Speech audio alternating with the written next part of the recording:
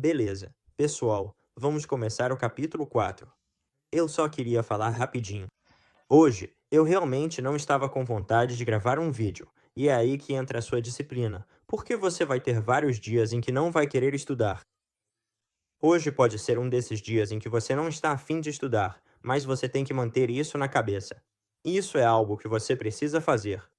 Você precisa ter disciplina quando estiver estudando para essas provas, porque se não tiver disciplina, você não vai fazer.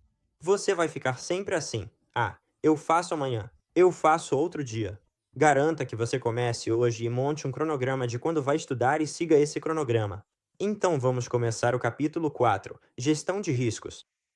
Aqui fala sobre seguros e fianças, mas o capítulo 9 aprofunda mais em fianças. Eu realmente recebi várias perguntas sobre esse capítulo e vou trazer uma questão de prática. Anotei uma questão de prática aqui. É uma questão de matemática.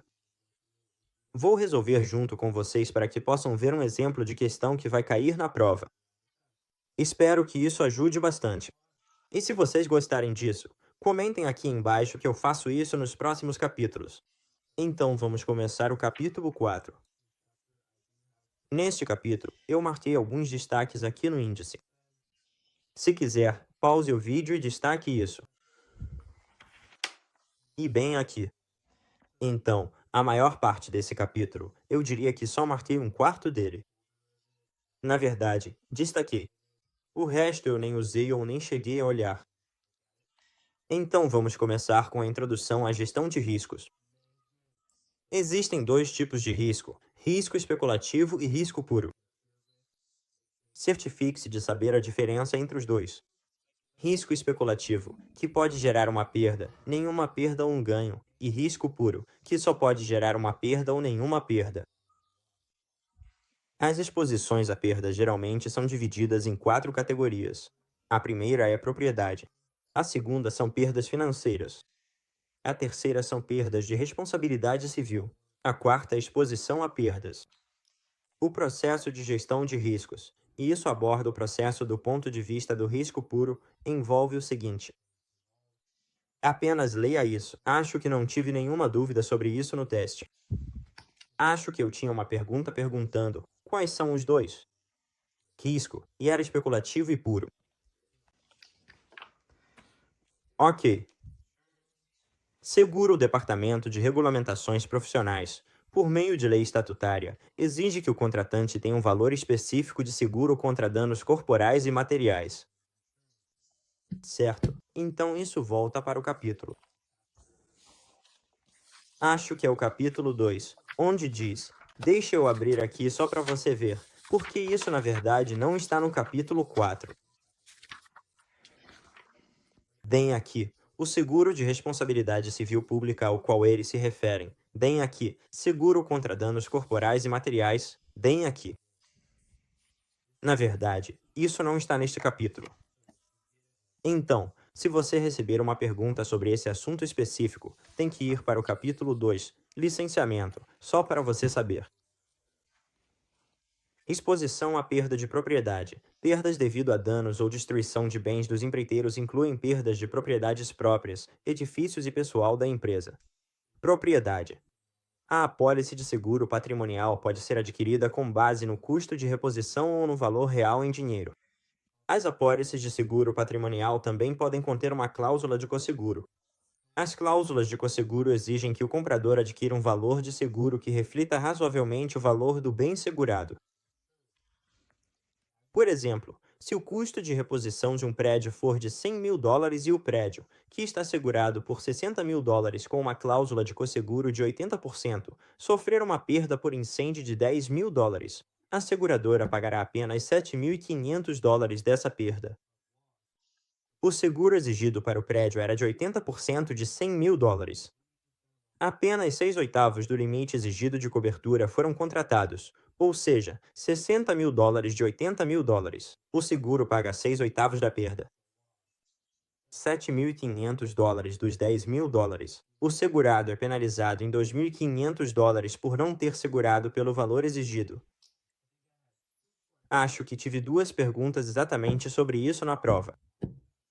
Então, certifique-se de entender o que eles estão dizendo aqui e como você pode calcular a matemática se aparecer uma pergunta como essa na prova. Eu tive duas perguntas sobre isso na prova. Certifique-se de saber como fazer isso. Se você quiser que eu faça um vídeo explicando exatamente como fazer isso, me avise que eu faço. O seguro de propriedade pode ser contratado sob um dos três formulários de causas de perda: básico, amplo e riscos especiais. Posso estar dizendo isso errado. Não me cite sobre isso. O formulário básico cobre apenas. E aí leia tudo que cada formulário cobre e coisas do tipo. Então o formulário especial cobre roubo. E aí aqui ele entra em perigos típicos. Excluídos em uma apólice especial estão perdas causadas por terremoto, enchente, vírus e desgaste natural. Os tipos de apólices de seguro geralmente disponíveis para empreiteiros protegerem a organização contra perdas relacionadas à propriedade são os seguintes. Certifique-se de saber isso. O número 5 e o número 7, muito importantes. Apólices de instalação, Installation Floaters, cobrem materiais de subempreiteiros em canteiros de obras de novas construções, tanto em trânsito quanto armazenados temporariamente. Eu tive isso na minha prova, mas se você ler aqui, cobertura de risco do construtor, Builders Risk Coverage. A maioria das apólices de risco do construtor cobre a estrutura em construção e pode ser estendida para cobrir materiais tanto em trânsito quanto em instalações de armazenamento temporário. Eles vão tentar te enganar, então certifique-se de ler a pergunta com atenção. Se eles estão perguntando pelo empreiteiro geral ou se estão perguntando pelo subempreiteiro. Então, certifique-se de saber. Seguro contra inundações, exposição a crimes.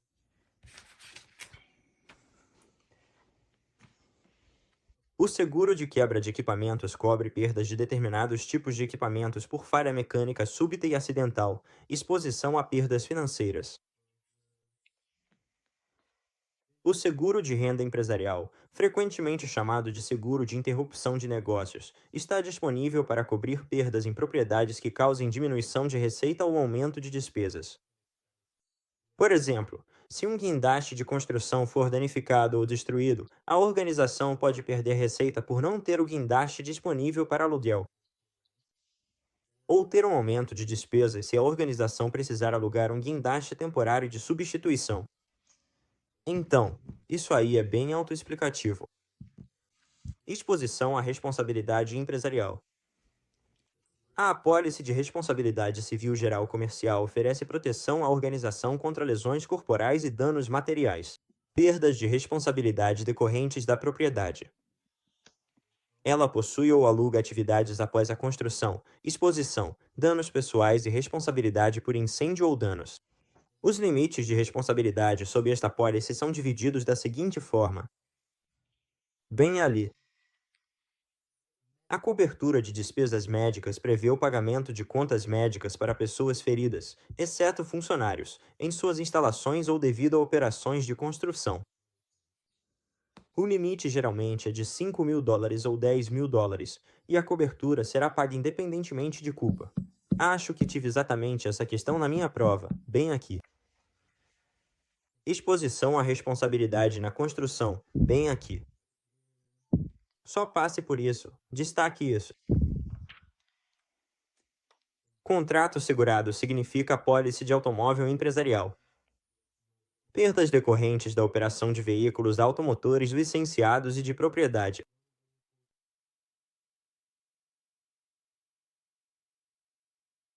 Automóveis alugados. Benefícios de emprego não pertencentes. Cobertura de responsabilidade. Eu não tive nada disso. Prática trabalhista. Responsabilidade. Discriminação. Então, se perguntarem qual seguro cobre reivindicações de discriminação, é a apólice de responsabilidade por práticas trabalhistas, apólice de responsabilidade Umbrella. Muitas vezes, um empreiteiro será exigido por contrato ou desejará proteção adicional contra reivindicações de responsabilidade além dos limites disponíveis nas apólices de responsabilidade civil geral comercial e de automóvel empresarial. A apólice em excesso dos limites das apólices de responsabilidade civil geral comercial e de automóvel empresarial. Exposição à perda pessoal. As organizações também podem sofrer perdas financeiras devido à morte ou incapacidade de funcionário-chave. Cálculo de taxas de prêmio. Prêmios para cobertura de propriedade, incluindo risco de construção. Bem. Bem aqui. Importante. Um contratante deve regularmente, a cada 6 meses, ou pelo menos anualmente, revisar os registros de direção de seus funcionários solicitando relatórios de veículos motorizados. Então, se perguntarem, um contratante deve regularmente revisar em branco o registro de direção de seus funcionários solicitando um relatório de veículo motorizado a cada 6 meses, ou pelo menos anualmente. Uma fiança é uma promessa do fiador de ser responsável perante o beneficiário pela dívida do contrato principal. A responsabilidade do fiador é secundária em relação ao principal. Certifique-se de entender o que é um fiador, quem é o proprietário e quem é o contratante. Além disso, o que é a fiança, quem é o beneficiário e quem é o principal. Eu estudei isso. Eu não sei porque eu não conseguia colocar na minha cabeça o que era fiança, quem era o beneficiário e quem era o principal. Eu olhei para isso tantas vezes, e você vê, eu destaquei e sublinhei só para ter certeza de que eu sabia disso. Indenização é um princípio legal pelo qual a parte que oferece a garantia, a fiadora, será identificada e reembolsada pelo contratante por perdas e danos sofridos. O acordo de indenização é o documento legal que é assinado por todos os principais e seus cônjuges antes da execução de qualquer fiança. Bem aqui. Então eles podem perguntar: quem assina o acordo de indenização? Desculpa se estou pronunciando errado. E ele é assinado por todos os principais e seus cônjuges antes da execução de qualquer fiança. O seguro é um acordo de duas partes, no qual a seguradora assume a responsabilidade do segurado por perdas decorrentes de uma contingência imprevista, como incêndio, acidente ou morte. O seguro espera perdas e distribui o risco entre muitos segurados. Uma fiança é um acordo de 3 partes. Quem são as 3 partes aqui? A fiadora, o garantidor, o beneficiário, o dono e o principal, o contratante. Então, se o contratante falhar na fiança, a seguradora, o garantidor é quem paga ao beneficiário, o dono. E depois a seguradora, o garantidor, vai atrás do contratante para recuperar o dinheiro que teve que pagar ao dono. Só para você saber, é a seguradora que vai processar o contratante. O dono não precisa se preocupar com isso. O dono tem o dinheiro garantido porque o garantidor está garantindo. É isso aí. Bem ali. Está dizendo aqui, a seguradora não prevê prejuízo. Por que eles não prevêem prejuízo? Porque a seguradora vai processar o contratante e recuperar todo o dinheiro que teve que pagar ao dono, o beneficiário. Em 1894, o Congresso aprovou o HRD. A JA em resposta às preocupações sobre o grande número de empreiteiros trabalhando em projetos públicos que se tornaram insolventes. Insolvente em resposta a reclamações de subcontratados não pagos, a Lei Hard foi substituída pela Lei Miller em 1935, chamada de Lei Little-Miller. Tipos de títulos. Certifique-se de aprender e entender quais são os tipos de títulos. Existem 6 tipos de títulos, e este explica o que é o título de oferta aqui. Então, certifique-se de entender o que é cada vínculo. Então, temos o título de oferta. Temos o título de desempenho. Então, na prova, essa foi a pergunta que eu recebi. Seria algo como, e aí teria um espaço em branco, e depois apareciam os diferentes tipos de títulos. 4 títulos diferentes para você escolher garantem que o contrato será executado conforme os termos do contrato. Simples assim. Aí você vem aqui e coloca que executar, e a resposta é título de desempenho. Então é só ler ali. Teve outra pergunta que era: qual título garante os contratos?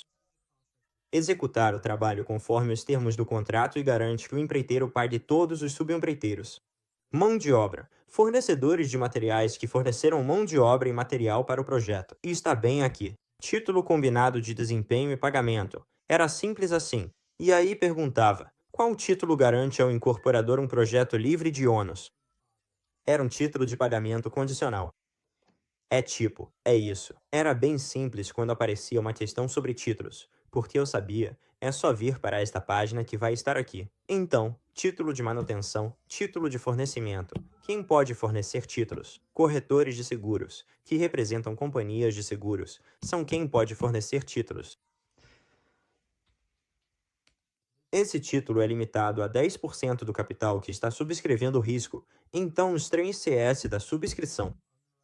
Certifique-se de saber, caráter, capacidade, capital. Então lembre-se dos 3 CS de inadimplência. Se um empreiteiro inadimplir, a seguradora tem poucas opções. Eles podem perguntar isso. Acho que também tive uma pergunta sobre isso. Era tipo, um empreiteiro está inadimplindo. Quais opções a seguradora tem? E essas são as opções que ela tem, bem aqui. Tipos de informações solicitadas pela seguradora. Os últimos 3 anos e demonstrações financeiras preparadas por um contador certificado, CPA. E aí tem mais coisas aqui. Demonstrações financeiras podem ser preparadas sob 3 métodos: auditoria, revisão ou afiliação, e certifique-se de saber o que é cada um, reconhecimento de receita, contratos concluídos, todos os índices de pureza. A regra geral é usada para estimar um programa de fiança permitido. O capital líquido rápido do empreiteiro vezes um fator de 10 será uma aproximação. O programa permitido pela seguradora NetQuick é Caixa, contas a receber mais custos em excesso de bilhões em receitas estimadas, menos todos os passivos circulantes. Eu tive uma questão assim na prova. Vai mostrar o que o empreiteiro tem, tipo aqui.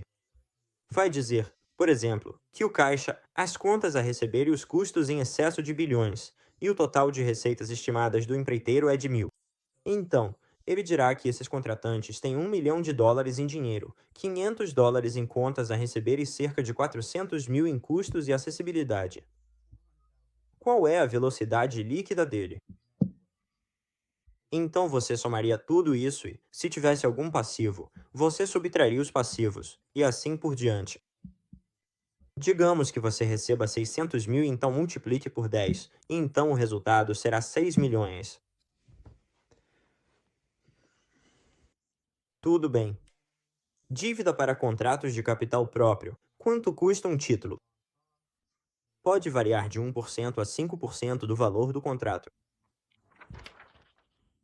Certo. Taxa padrão da Surete Association para um contrato classe B. Certifique-se de saber onde isso está. Muito, muito, muito, muito, muito importante aqui. Essa é a pergunta que eu tenho, que vou fazer com vocês.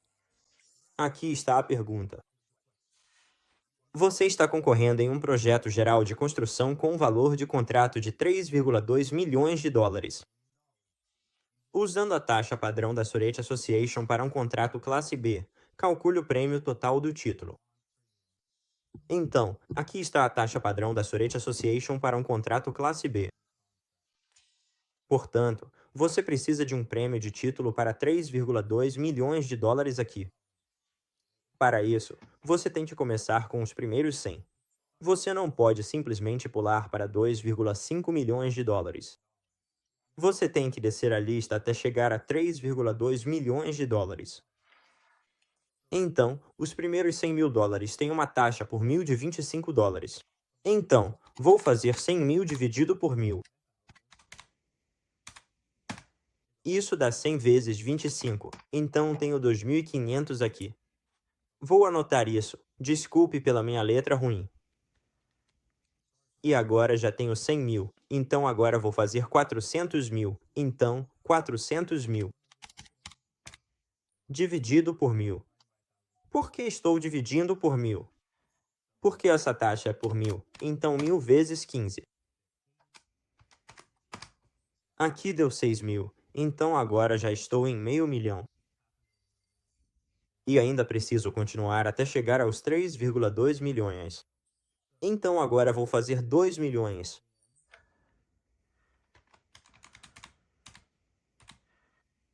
Quando dividido por 1.000 então multiplicado por 10, o resultado final obtido é de 20.000, um valor exato e preciso.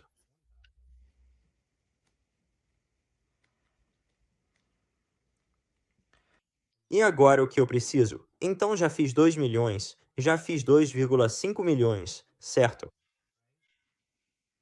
Certo. Então vamos subtrair 2,5 milhões, menos 32.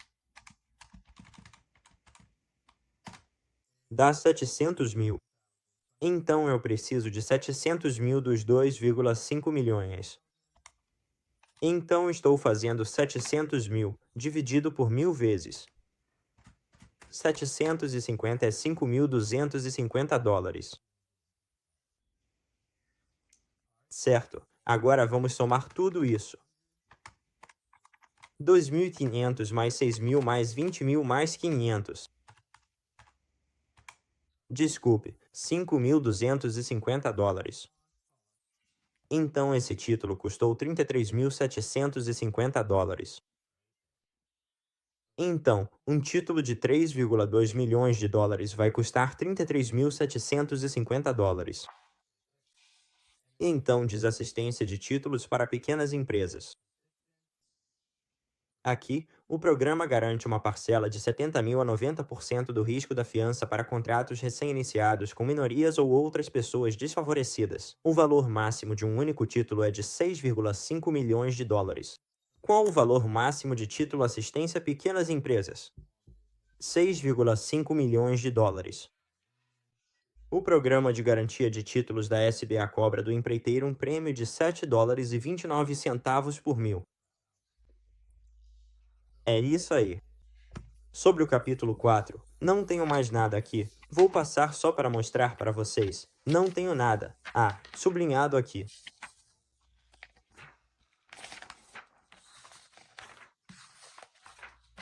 Então sim, é basicamente isso.